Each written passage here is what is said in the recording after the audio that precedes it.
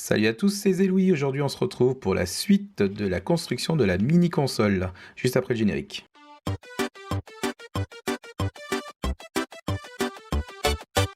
J'espère que vous allez bien. Aujourd'hui, on se retrouve donc pour la suite de notre construction de mini-console rétro gaming. Et j'ai commandé pour cela un boîtier qui va permettre d'habiller notre Raspberry Pi.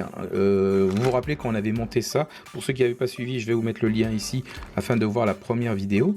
Et donc je l'avais enfermé dans un petit boîtier classique Raspberry. Donc j'ai commandé un boîtier sur le site Banggood. Vous retrouverez dans les liens la possibilité de commander ce boîtier. Il m'a coûté 19 € et en fait c'est un boîtier qui a cet aspect NES. Donc la NES, la fameuse console de Nintendo. Donc il existe les mini NES et on va lui donner ce look. On a donc dans cette boîte le fameux boîtier Nespi. Elle est vraiment très bien. Je pensais pas qu'il rendait aussi bien. Donc il a la taille de la console de mini NES qui était vendue il y a quelques temps par Nintendo. Donc dans cette trappe on retrouve deux entrées USB. Vous avez le RJ45 ici pour mettre en réseau et deux boutons. Donc en façade on a un premier bouton, c'est le bouton Power, et un deuxième bouton Reset pour remettre à zéro la console. Sur le côté vous avez un accès au Raspberry Pi pour y loger votre micro SD. Donc la micro SD, il faut savoir que c'est là où vous allez pouvoir mettre tous vos jeux et le système. Donc ça peut être sympa d'en avoir plusieurs. Et si vous en avez plusieurs, justement, ils ont tout prévu. Une petite trappe ici pour pouvoir stocker vos cartes. Donc voilà, d'ailleurs c'est noté, micro SD storage. Donc pour pouvoir mettre vos cartes ici, il est très bien fait. Là le passage du Raspberry va laisser apparaître le câble, la prise USB, ainsi que l'alimentation de la console. Alors elle a vraiment un look vraiment fidèle à la console mini NES proposée par Nintendo. Ce que je vous propose, c'est d'ouvrir le boîtier et de voir comment c'est fait.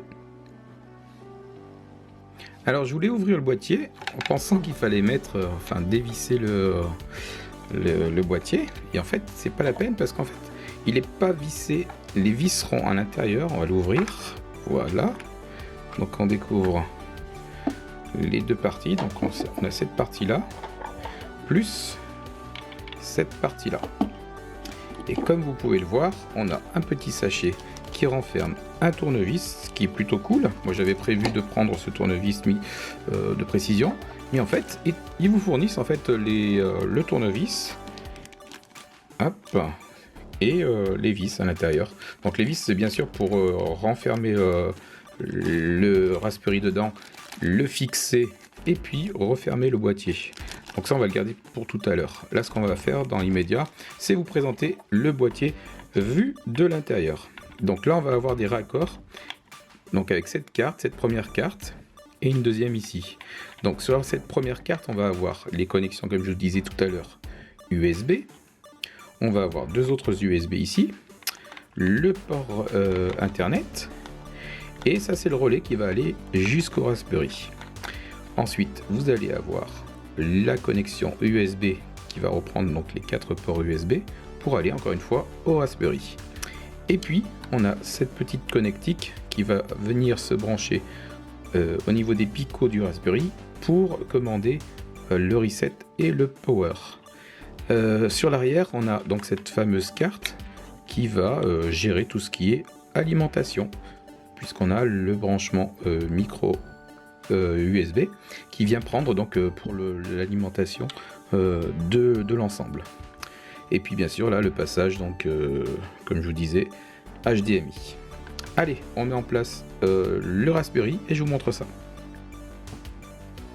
Donc voilà, ça c'est le boîtier Raspberry que je vous avais montré dans la première vidéo, où on avait enfermé notre système. Donc ce que je vais faire, je vais tout simplement faire un switch, le changer d'emplacement. Donc c'est vrai, on augmente la taille du boîtier, vous voyez, par rapport à l'autre, ce que ça peut prendre comme place.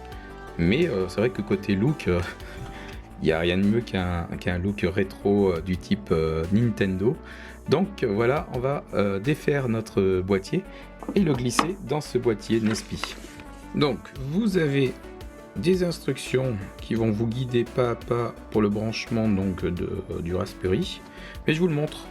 Donc le Raspberry, il faudra le brancher de cette manière là, c'est-à-dire brancher le câble USB du boîtier sur un des USB du Raspberry, et puis la connectique internet, venir la présenter ici. Ensuite le câble d'alimentation, on vient le présenter sur les 10 premiers picots qui sont là, donc côté droit, et le câble vers l'extérieur du Raspberry, c'est-à-dire que là vous voyez on a une série de câbles sur le côté gauche et sur le côté droit. Donc c'est sur le côté droit, vous voyez, quand je le présente, ça vient donc se mettre ici, et donc on a bien les câbles du côté extérieur du Raspberry, côté droit, voilà. Et puis donc on vient mettre le Raspberry en correspondance au boîtier.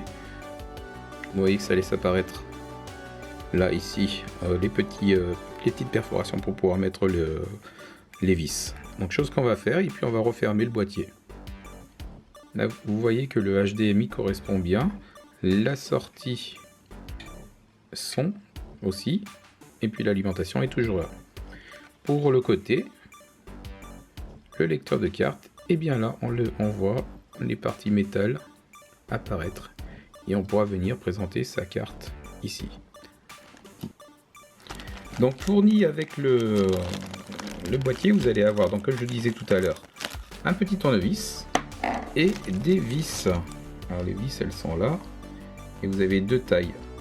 Je sais pas si vous les voyez, on en a deux tailles, donc les grandes et les petites en noir. Donc on va prendre les petites bien sûr pour fixer le Raspberry, parce qu'on n'a pas besoin de quelque chose de très long. Donc on vient les mettre sur le boîtier. Là, on va mettre là par exemple.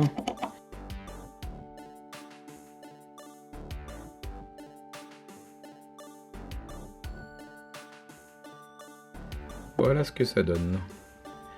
Alors à noter que sur ce boîtier vous allez avoir un emplacement de ce côté là pour pouvoir fixer un ventilo, ce qui est plutôt une bonne chose, ce qui va permettre d'aérer un peu le système. Donc c'est une option que vous pouvez avoir. Vous voyez on a des perforations ici pour laisser passer l'air.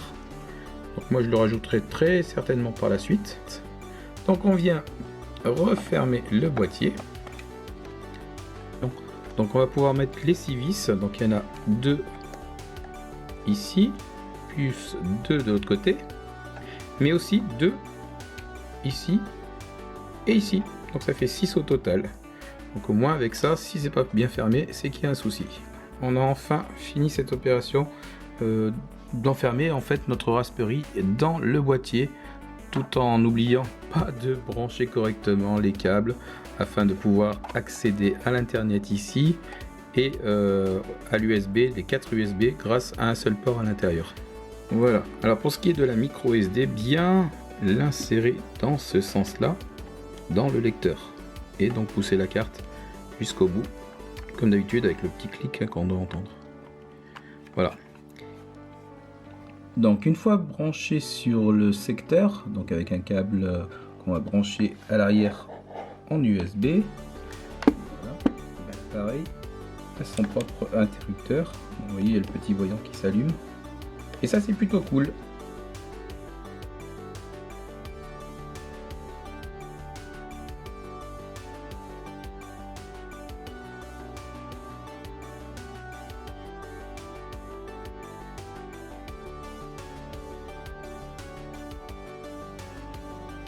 Alors les plus de ce boîtier, bien sûr, la taille du boîtier, son look rétro, la possibilité d'éteindre la console directement sur le boîtier, donc de plus s'inquiéter pour le transformateur.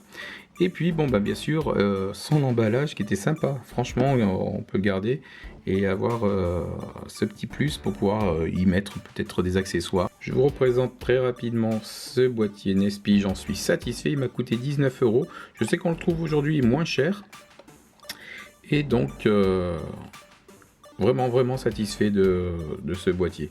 Ça va me permettre de plus vraiment le cacher, de le mettre bien en évidence sur mon petit meuble vidéo et de pouvoir donc jouer à mes jeux rétro.